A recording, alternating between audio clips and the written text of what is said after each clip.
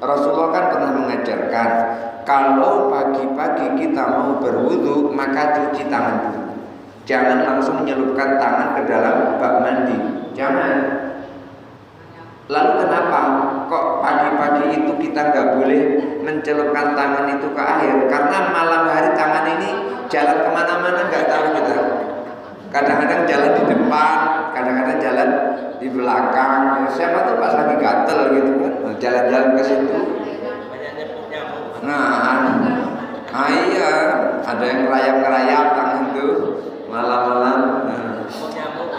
Iya, banyak nyamuk. Oleh karena itu pagi-pagi itu diperintahkan oleh Rasulullah jangan langsung mencelup tangan ke dalam bak mandi, tetapi cuci dulu. Karena kita nggak tahu tadi malam tangan ini kerjanya apa. Karena kita nggak tahu saat itu saat tidak sadar, sedang tidur atau setengah sadar bisa jadi.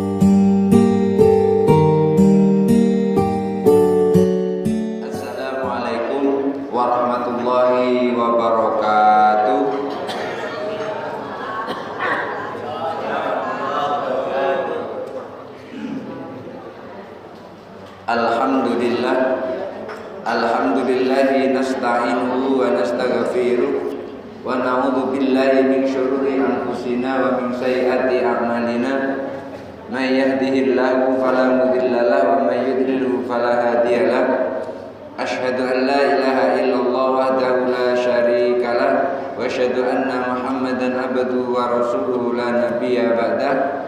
Allahumma salli ala sayyidina Muhammad wa ala ali sayyidina Muhammad. Rabbi shrah li sadri wa yassir li amri wahlul 'uqdatam min lisani yafqahu qawli, amma ba'du. Bapak Ibu hadirin jamaah salat maghrib yang dirahmati Allah. Kemarin kita membahas tentang air mustakmal bisa nggak dipakai untuk berwudu. Air mustakmal bisa nggak dipakai untuk menghilangkan najis? Kalau bisa, itu bagaimana caranya? Kalau tidak bisa, kenapa? Itu kemarin sudah kita bahas. Maka di dalam kitab Al-Muhadzab fi Fiqh Syafi'i ini diungkapkan semua pendapat, tidak hanya satu pendapat, tetapi semua pendapat diungkapkan, yang boleh diungkapkan, yang tidak boleh juga diungkapkan. Yang boleh dengan alasan diungkapkan, yang boleh dengan alasan, yang tidak boleh dengan alasan juga diungkapkan. Semuanya diungkapkan secara sempurna oleh Syekh Abu Ishaq Ibrahim bin Ali bin Yusuf As-Sirazi. Maka kali ini kita melanjutkan Bismillahirrahmanirrahim. Fa in jumi'al ma'ul mustakmal, apabila air mustakmal itu dikumpulkan hatta shara kullataini, sehingga air mustakmalnya itu menjadi dua kolam, fa fihi wajhani, maka dalam hal ini ada dua pendapat. Kan air mustakmal kemarin kalau kurang dari 2 kolah itu nggak boleh dipakai untuk berwudu. Kalau kurang dari 2 kolah, kurang dari 219 liter atau 227 liter, tidak boleh dipakai untuk berwudu air mustakmal karena kurang dari 2 kolah.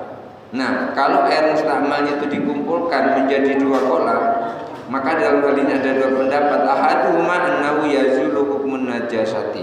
Kalau air mustakmal itu dikumpulkan menjadi 2 kolah, maka air mustakmal itu menjadi hilang hukum najisnya. Artinya air itu tidak najis lagi. Umpamanya begini, ini ada air mustakmal 1 ember, sebelahnya lagi 1 ember, sebelahnya 1 ember. kita berwudu dengan air 1 ember itu yang mustakmal, tidak boleh kita. Tidak sah berwudu dengan air mustakmal yang hanya 1 ember. Tetapi ketika 1 ember ditambah 1 ember ditambah 1 ember menjadi banyak ember, umpamanya 100 ember, dikumpulkan jadi satu dalam sebuah bak, maka menjadi 2 kolah lebih, hukum najisnya menjadi hilang karena disatukan menjadi 2 kolah lebih. Maka air mustakmal yang 2 kolah lebih itu hukumnya menjadi hilang kemustakmalannya. Artinya dia menjadi air mutlak, menjadi air suci dan mensucikan. Oleh karena itu, apabila air mustakmal dikumpulkan menjadi 2 kolah jumlahnya, ada pendapat yang mengatakan hukum najisnya hilang. Li'annahu law tawaddu'a fihi, karena hukum najisnya hilang, maka kalau mau berwudu dengan air yang dikumpulkan, air mustakmal yang dikumpulkan itu tadi, au irtasala, atau berwudu dengan air yang dikumpulkan menjadi 2 kolah tadi, wa huwa qullataini, yaitu jumlahnya 2 kolah, lam yasbut lahu hukmul istimali, hukum istimalnya tidak menetap. Artinya hukum istimalnya itu menjadi hilang. Tidak menetap itu maksudnya hilang. Jadi enggak dijadikan hukum air mustakmal lagi. Jadi air sedikit yang ketika digabung menjadi satu, maka hilang hukum air mustakmalnya itu. Fa'idha balagha qullataini, kalau air mustakmalnya itu sampai 2 kolah, wajaba ayazula anhu hukmul istimali. Kalau air mustakmal itu lebih dari 2 kolah, maka wajib hilang hukum mustakmalnya. Jadi airnya tidak air mustakmal lagi. Wa min ashabina man qala, dan sebagian sahabat kami, sahabat Imam Syirazi, maksudnya adalah ulama Syafi'iyah, itu ada yang berpendapat la yazulu, walaupun air itu dikumpul menjadi lebih dari 2 kolah, la yazulu, tidak hilang hukum mustakmalnya, tidak hilang. Pendapat yang lain ini tidak hilang. Tadi hukum yang pertama hilang. Kenapa? Karena jumlahnya menjadi 2 kolah. Setiap air yang 2 kolah itu asal tidak berubah bau, warna dan rasanya, itu tidak najis. Kalau sudah 2 kolah, asal baunya, warnanya, rasanya tidak berubah. Kecuali kalau berubah. Menurut pendapat ulama Syafi'i yang lain, la yazulu, masih tetap ada hukum mustakmalnya, masih tetap ada. Li'anna man aminu likaunihi musta'malan, karena yang menjadi penghalang berwudu, menjadi penghalang mandi, itu karena bekas dipakai. Itu masalahnya.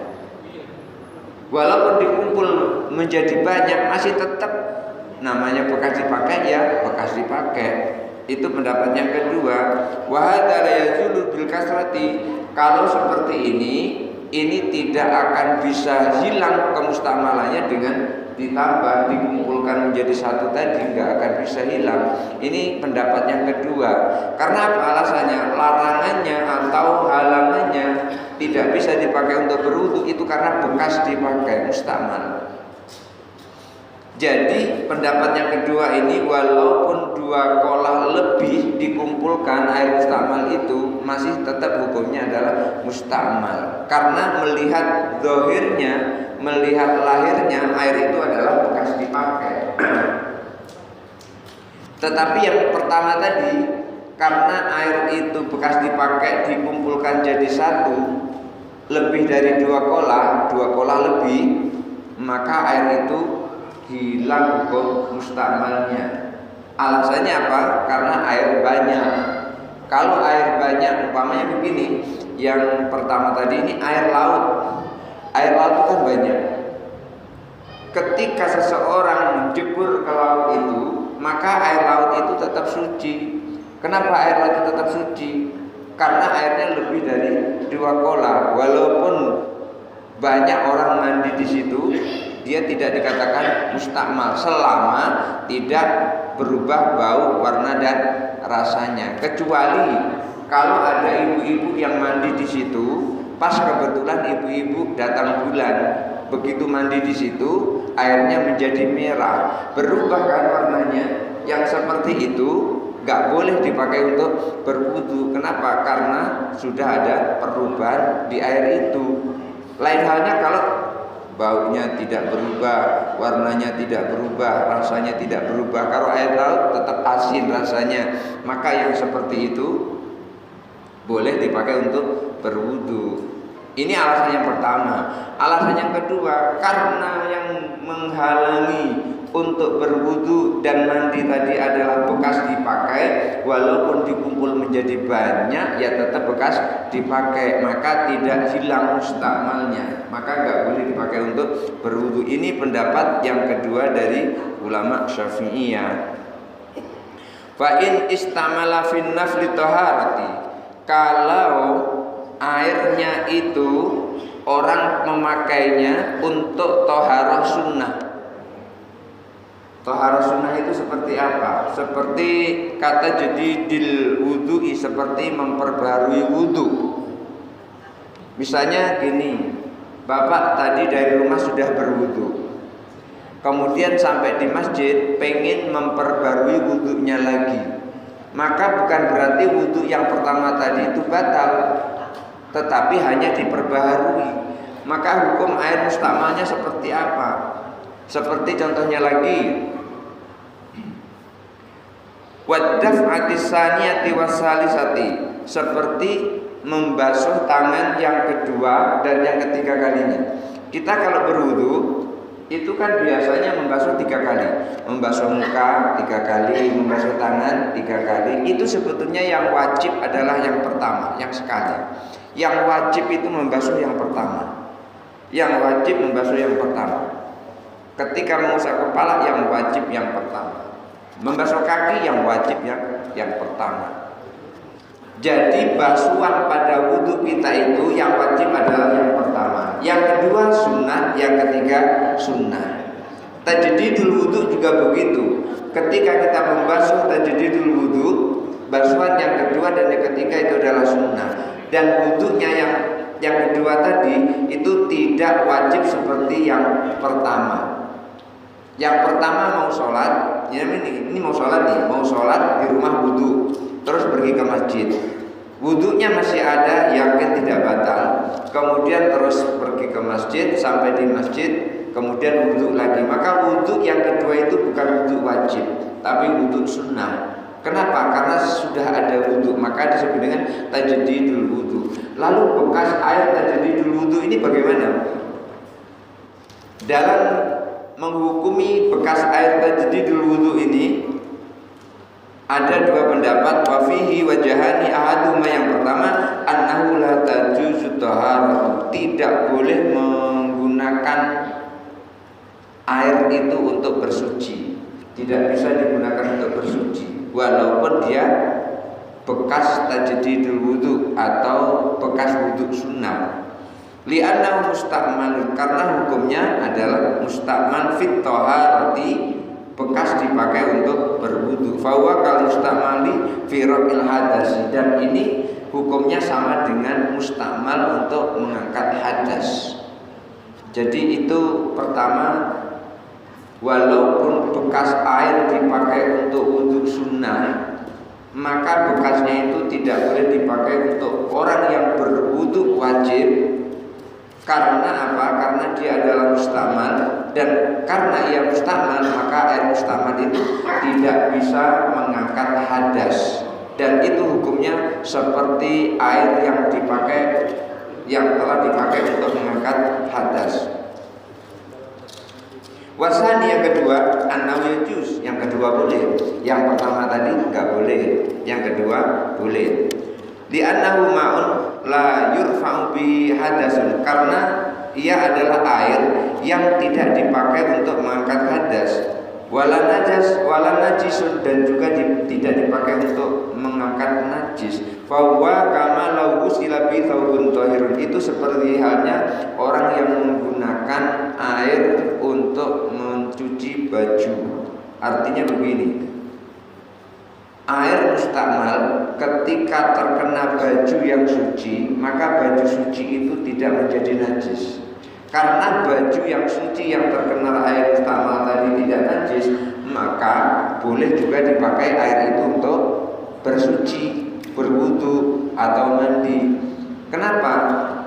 Baju yang dicuci dengan air mustamal itu saja bajunya tidak najis, maka airnya itu berarti tidak najis. Kalau airnya tidak najis, artinya air itu boleh dipakai untuk berwudu. Jadi intinya di sini, ketika seseorang menggunakan air mustamal itu supaya lebih aman, air mustamalnya adalah 2 kolah ke atas. Kalau 2 kolah ke bawah itu masih rentan. Oleh karena itu, supaya wudhu kita aman, lebih aman lagi dengan air yang mengalir. Seperti apa air mengalir? Seperti keran di sebelah itu. Itu mengalir itu nggak perlu 2 kolah kalau mengalir seperti itu. Tapi kalau airnya tidak mengalir, itu perlu 2 kolah. Oleh karena itu, masjid-masjid zaman dulu itu rata-rata di masjid itu punya bak. Bak itu ukurannya besar. Ada yang ukuran 3 meter kali 2 meter, ada yang ukuran 3 meter kali 2 meter setengah. Dalamnya ada yang 1 meter, ada yang 1 meter setengah. Maka ketika berwudu di situ langsung dicelupkan ke bak itu, tidak mustakmal itu. Semua orang bisa berwudu dengan mengembalikan air wudunya itu ke dalam bak itu tadi. Nyuci kakinya cukup dicelupkan di situ, tapi dengan syarat ya betul-betul kakinya ini jangan kotor. Kadang-kadang mentang-mentang boleh, mentang-mentang bisa, kemudian kakinya berlepotan dengan lumpur langsung dicelup di situ. Wah, itu tidak punya akal yang seperti itu. Jadi ketika kakinya ini masih kotor, ya diambil dulu air, dicedok situ, dibersihkan dulu. Oleh karena itu, Rasulullah kan pernah mengajarkan, kalau pagi-pagi kita mau berwudu, maka cuci tangan dulu. Jangan langsung menyelupkan tangan ke dalam bak mandi. Jangan. Lalu kenapa kok pagi-pagi itu kita nggak boleh mencelupkan tangan itu ke air? Karena malam hari tangan ini jalan kemana-mana nggak tahu kita. Kadang-kadang jalan di depan, kadang-kadang jalan di belakang. Siapa tuh pas lagi gatel gitu kan, jalan-jalan ke situ.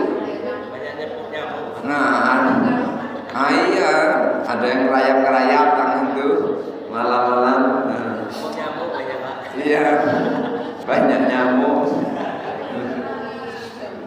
Oleh karena itu pagi-pagi itu diperintahkan oleh Rasulullah jangan langsung mencelup tangan ke dalam bak mandi, tetapi cuci dulu. Karena kita nggak tahu tadi malam tangan ini kerjanya apa. Karena kita nggak tahu saat itu saat tidak sadar, sedang tidur atau setengah sadar bisa jadi. Fasal wa ammal musta'malu fin najasi fayungdaru fihi. Tadi air mustakmal dipakai untuk bersuci. Sekarang air mustakmal dipakai untuk menghilangkan najis. Bagaimana kalau air mustakmal dipakai untuk menghilangkan najis? Fayungdaru perlu dilihat. Fa'in infasala minal mahalli mutawayyiran. Kalau air yang dipakai untuk menghilangkan najis tadi berpisah dari tempatnya dalam keadaan berubah air itu, fahuwa najisun, maka airnya najis. Misalnya untuk membasuh tangan ini kena najis, terus berubah, air itu berubah, mungkin berubah karena habis kena tai ayam, maka airnya menjadi bau tai ayam, yang seperti itu najis. Iya, karena berubah. Liqauli sallallahu alaihi wasallam, berdasarkan sabda Nabi sallallahu alaihi wasallam, al-ma'u tahurun la yanjusu syai'un illa ma ghayyara ta'muhu aw rihuhu. Air itu dasarnya adalah suci. Tidak ada sesuatu yang menjadikan air itu najis kecuali rasanya dan baunya berubah. Kalau rasanya dan baunya berubah, maka air itu menjadi najis. Artinya begini, itu tadi, ketika tangan kita terkena tai ayam, kemudian kita cuci, ternyata bekas cuciannya itu masih bau tai ayam, maka air itu najis. Tetapi kalau seandainya kita cuci dan air itu tidak bau apa-apa, tidak berubah, baunya tidak berubah, warnanya tidak berubah, rasanya tidak berubah, maka air itu tidak najis. Oleh karena itu, fa in kana ghairu mutaghayyirin, kalau air itu tidak berubah sama sekali setelah dipakai untuk membasuh najis tadi, fa fi salatatu aujain, ada 3 pendapat di sini. Nah, ini ada 3 pendapat. Air dipakai untuk mencuci tangan yang terkena najis tadi, kalau langsung berubah airnya, jelas air itu gak bisa lagi dipakai untuk berwudu. Air itu sudah terkena najis. Tapi permasalahannya ketika dipakai air itu gak berubah. Nah, kalau air itu gak berubah, najiskah air itu atau tidak najiskah air itu, atau antara najis dan tidak najis air itu? Maka pendapat pertama, annahu thahirun, air yang terlepas dari tempat untuk membasuh tadi dan dia tidak berubah, maka air itu adalah suci. Wa huwa qaulu Abil Abbas wa Abil Ishaq, ini adalah pendapat Abil Abbas dan Abil Ishaq, li'annahu ma'un la yumkinu hafadhu, karena ini adalah air yang tidak memungkinkan untuk dijaga minun najasati, dari najis, falam yanjus min ghairi taghyir, maka tidak najis kalau tidak berubah. Kalma'il katsiri, seperti air yang banyak, idza waqa'at fi najasatun, yang apabila najis masuk ke dalam air itu. Karena air itu adalah sulit untuk dijaga, untuk dipisahkan antara yang terkena najis dan yang tidak terkena najis, itu sulit untuk dipisahkan, maka air itu tidak najis. Seperti air yang banyak tidak najis. Kenapa? Karena dia tidak berubah, baunya tidak berubah, warnanya tidak berubah, rasanya tidak berubah. Ketika bau, warna dan rasanya tidak berubah, maka air itu tidak najis. Ini pendapat yang pertama. Alasannya adalah seperti air banyak tidak berubah, bau, warna dan rasanya tidak najis, maka yang ketika kita membasuh tangan kita dan tidak berubah bau, warna dan rasanya, maka air itu juga tidak najis. Wasani, yang kedua, annahu yanjusu, yang kedua najis. Yang pertama tadi tidak najis karena tidak berubah bau, warna dan rasanya. Yang kedua najis. Wa qaulu Abul Qasim Al-Anmati, ini pendapat Abul Qasim Al-Anmati, li'annahu ma'un qalilun, karena air sedikit. Di sini ada tulisannya agak aneh. Anehnya begini, di sini ada la kemudian fi. Karena fa-nya itu titiknya satu, di sini jelas-jelas satu. Tapi kalau lafi najasatun itu artinya menjadi berubah. La tidak fi di dalam najasatun najis, tidak di dalam najis. Ini menjadi berubah. Setelah saya pikir, ini artinya bukan lafi tapi laqo najasatan. Jadi li'annahu ma'un qalilun laqo najasatan, bukan lafi tapi laqo najasatan. Karena dia adalah air sedikit yang bertemu najis. Air sedikit bertemu najis. Fa asbaha ma idza waqa'at fi najasatun, itu seperti air yang terkena najis. Najis masuk ke dalam air itu. Air sedikit bertemu najis, maka sama dengan air itu kemasukan najis, maka hukumnya menjadi najis. Yang pertama tadi tidak, karena tidak berubah bau, warna dan rasanya, maka air itu tetap suci. Yang kedua, tidak ada alasan berubah bau, warna dan rasanya, asal air sedikit bertemu najis, maka itu sama dengan najis bertemu kepada air, artinya air itu menjadi najis. Wasalis, yang ketiga, annahu in infasala wal mahallu tahirun fa huwa tahirun. Kalau umpamanya kita tadi basuh tangan dengan air, kemudian di bawah kita ini kita tampung dengan ember atau baskom. Kalau baskomnya itu suci, maka airnya itu juga suci sesuai dengan tempatnya. Kalau baskom untuk nampung bekas air tadi suci, maka hukum airnya juga suci. Fa'in infasala wal mahallu najisun, kalau terpisah dari tangan yang kita basuh tadi, airnya netes ke bawah dan tempat untuk nampung air itu najis, maka hukum air itu adalah fahuwa najisun, hukum air itu najis. Jadi di sini tergantung tempatnya. Kalau tempat untuk nampung air najis, maka najislah hukum air itu. Kalau tempat untuk nampung air itu suci, maka sucilah air yang ada yang bekas dipakai itu. Bahwa qaulu Abu Abbas bin Qas, ini adalah ucapan Abu Abbas bin Qas. Li'annal munfasila minal jumlatil baqi fil mahalli fakana hukmuhu fil najasati wa taharati hukmuhu. Karena air yang terpisah dari tempatnya itu sisanya hukumnya ada dua, mungkin suci, mungkin najis. Kalau tempatnya suci, ialah suci. Kalau tempatnya najis, ialah najis. Ketika kita menampung air dan air yang kita tampung tadi berada pada bak penampungan yang suci, maka hukum air itu adalah suci. Tapi kalau kita tampung dengan umpamanya baskom yang di dalamnya itu ada najis, umpamanya tai ayam atau tai kambing itu ada di situ, terus air masuk ke situ, maka najislah hukumnya karena wadahnya najis. Jadi yang ketiga ini ngikut wadahnya. Kalau wadahnya suci, sucilah air itu. Kalau wadahnya najis, najislah air itu. Fa idza qulna innahu thairun falyajuzul wudu bi. Kalau air yang tertampung tadi pada tempat yang suci itu hukumnya suci, boleh enggak berwudu dengan air tersebut? Fihi wajhani, di sini juga ada dua pendapat. Qala Abu Ali bin Khairan, menurut Abu Ali bin Khairan, ya juzu, boleh berwudu dengan air yang bekas tampungan tadi. Misalnya air cuma sedikit.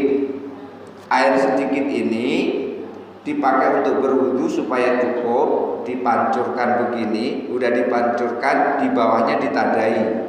Ditadai, berwudulah di situ. Setelah berwudu di situ, nanti air bekas wudu tadi ini diambil lagi dan dipancurkan ke tempat orang yang berwudu, diambil lagi oleh orang untuk berwudu. Ini air namanya mustakmal. Menurut pendapat dari Abu Ali bin Khairan itu boleh, asalkan dia tidak berubah bau, warna dan rasanya, asal tidak berubah. Ini pendapat Abu Ali bin Khairan.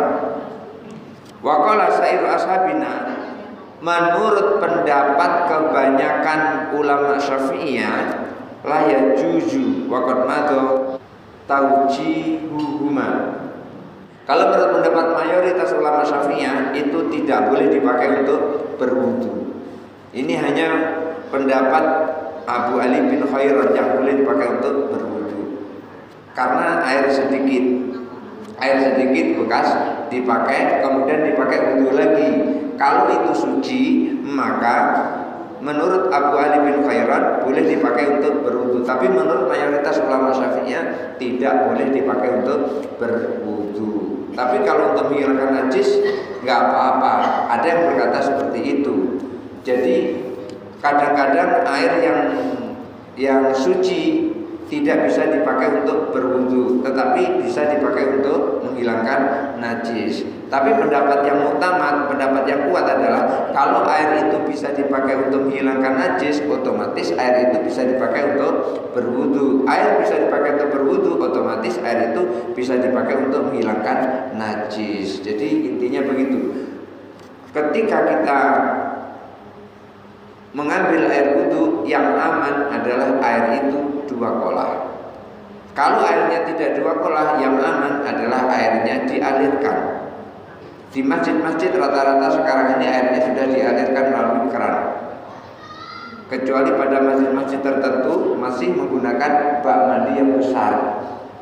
Bak mandi yang besar itu bisa berwudu langsung dicelupkan di situ karena jumlah airnya banyak.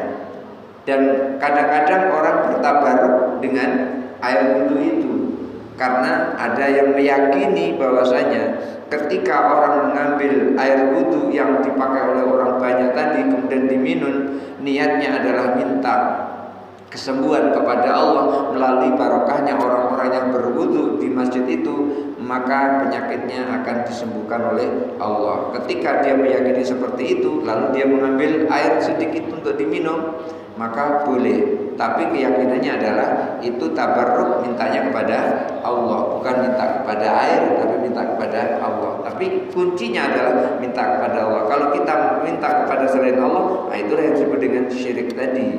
Oleh karena itu, syirik itu adalah sesuatu yang berkaitan dengan hati. Ketika hati kita meyakini semuanya adalah Allah yang menjadikannya, maka itu terlepas dari kesyirikan. Tetapi kalau di dalam hati ini masih meyakini ada sesuatu yang kuat selain Allah, nah di sini yang menjadi bibit syirik itu tadi. Seumpama bapak ibu sakit, kemudian minum paracetamol, kemudian bapak ibu meyakini paracetamol itulah yang menyembuhkan ibu, maka itu sudah jatuh kepada syirik. Tapi kalau ibu meyakini, bapak meyakini setelah minum paracetamol ini Allah menyembuhkan penyakit itu, maka ada orang yang protes, enak sekali dokter ini, yang menyembuhkan Allah, dia yang dapat duit.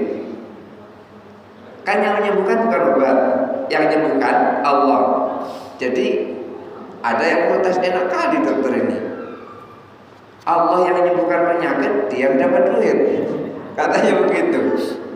Lalu dokter tadi bilang kepada orang yang protes tadi, kalau memang itu adalah yang menyembuhkan Allah, tidak melalui perantara saya, kata dokter, ya sudah, biar saya nggak dapat duit nggak apa-apa, ibu langsung aja temuin Allah kan.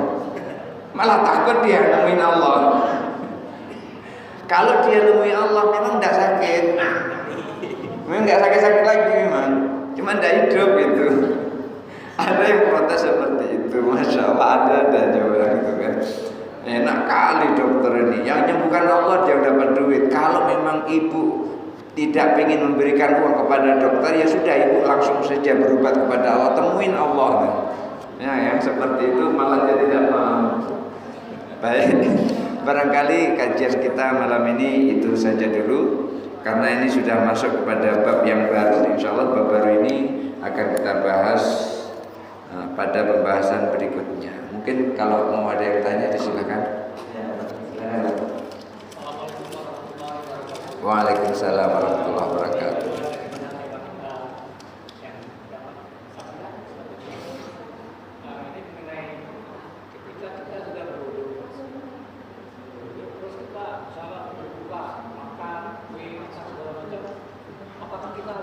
Sering sekali orang mengatakan kalau makan itu membatalkan wudhu. Yang jelas makan itu adalah membatalkan puasa di siang hari, tidak membatalkan wudhu. Jadi makan itu tidak membatalkan wudhu, tapi makan bisa membatalkan sholat. Oleh karena itu sedang sholat kita nggak boleh makan. Ya.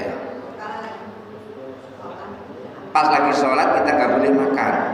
Makanlah sesudah sholat atau sebelum sholat. Karena makan itu membatalkan sholat, apalagi puasa, makan membatalkan puasa. Intinya makan tidak membatalkan wudhu. Banyak sekali tuh ada yang tidak tahu tuh, setelah makan sibuk berwudhu. Ngapa? Barusan aku makan. Makan tidak membatalkan wudhu. Apa yang membatalkan wudhu? Yang membatalkan wudhu yang pertama, bersentuhan kulit laki-laki dan perempuan yang bukan mahram, tidak pakai alas. Pakai alas begini nggak apa-apa. Nah, pakai alas begini nggak apa-apa. Nah, nggak apa-apa, asal pakai alas. Yang kedua, keluar dari salah satu di antara dua jalan. Sesuatu yang keluar, nanti ini pembahasannya ada di bab najis, itu ada, tapi nggak apa-apa dicuplik dulu. Sesuatu yang keluar dari kubul dan dubur, dari depan dan belakang. Apakah itu bentuknya apa saja, yang asal keluar dari depan dan belakang, walaupun cacing sekalipun. Kan kadang-kadang ada cacing keluar kan, lewat ini cacingan nih habis minum Kombantrin, terus cacingnya ngeliat keluar. Ada yang mengatakan di situ kalau yang keluar itu cacing, asal keluar dari kubul dan dubur, itu adalah batal. Ada yang mengatakan seperti itu. Nanti pembahasannya lebih lanjut ada di berikutnya. Kemudian tertidur itu membatalkan wudu. Tertidur itu maksudnya tertidur pulas. Tapi kalau tidurnya duduk seperti ini, misalnya seperti ini tidurnya, nyandar tidak apa tidak kayak gini, tidurnya itu kepalanya itu nunduk itu sampai nggak kelihatan dari belakang, hilang kepalanya. Ditengok mana kepala orang ini. Yang seperti itu tidak batal asal tidak nyandar. Lalu bagaimana kalau seandainya nyandar ke dinding seperti ini? Kalau nyandar ke dinding seperti ini tertidur, batal wudunya. Baring, batal wudunya. Tapi dalam keadaan duduk, yang duduk itu pantatnya netap di bawah, artinya nempel ke lantai.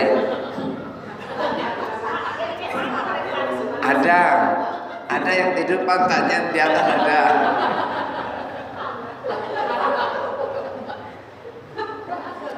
Pas sujud tertidur, itu pantatnya kan ke atas itu. Yang seperti itu ketika dia keluar gampang sekali itu. Gampang sekali yang seperti itu.